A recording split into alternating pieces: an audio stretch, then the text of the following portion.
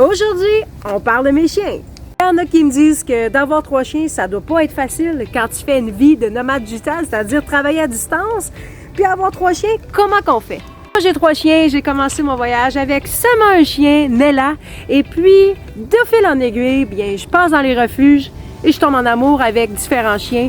J'ai donc Nella, Forrest et Hiker.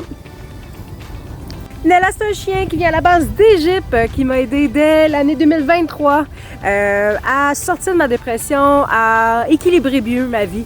Nella, c'est un chien qui est quand même relativement calme, qui n'est pas vraiment difficile en termes de comportement, sauf la protection de ressources. Donc elle, ça a été ses défis vraiment, vu qu'elle est stressée, de pouvoir partager l'espace et apprendre à ne pas charger ou protéger son environnement quand il est temps de faire de la cohabitation. Forrest, c'est un chien cattle dog, bouvier australien, donc il a énormément de besoins, de dépenses énergiques. Il veut faire quelque chose, il veut travailler, il vient de la Californie. Je l'ai pris lorsqu'il restait quelques jours avant l'euthanasie, vu que les refuges en débordent.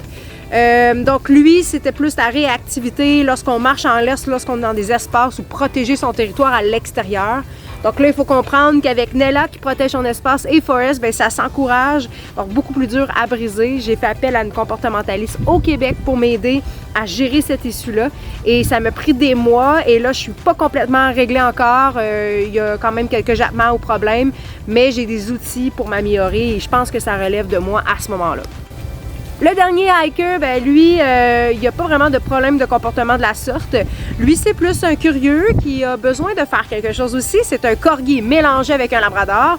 Donc, on a un petit bébé chien à l'apparence, mais à l'intérieur de lui, il veut faire quelque chose. Donc, il faut des objets à mâcher, puis il faut des promenades régulières. Et là, c'est plus l'apprentissage d'écouter les consignes, de revenir et surtout de ne pas mâcher mon matériel dans le van. Il m'a coûté quand même quelques pièces de dollars à mastiquer des fils ici et là. Puis maintenant, ben, j'ai ajouté pour m'adapter à lui une cage que j'avais déjà de Nella, que j'ai mise sous ma table. Comme ça, quand je quitte, pour éviter les dégâts et pour sa sécurité, je le mets dans sa cage. Donc, c'est l'adaptation que j'ai faite. Avoir 3 chiens, c'était mon choix, donc j'ai juste adapté ma vie. Quand je fais mes activités, bien, je m'assure qu'ils puissent m'accompagner ou quand c'est pas le cas, que la météo est adéquate pour les laisser dans le véhicule. J'ai un motorisé de 19 pieds, donc le véhicule est adéquat pour laisser mes chiens si la chaleur n'est pas extrême ou qu'il ne fait pas trop froid.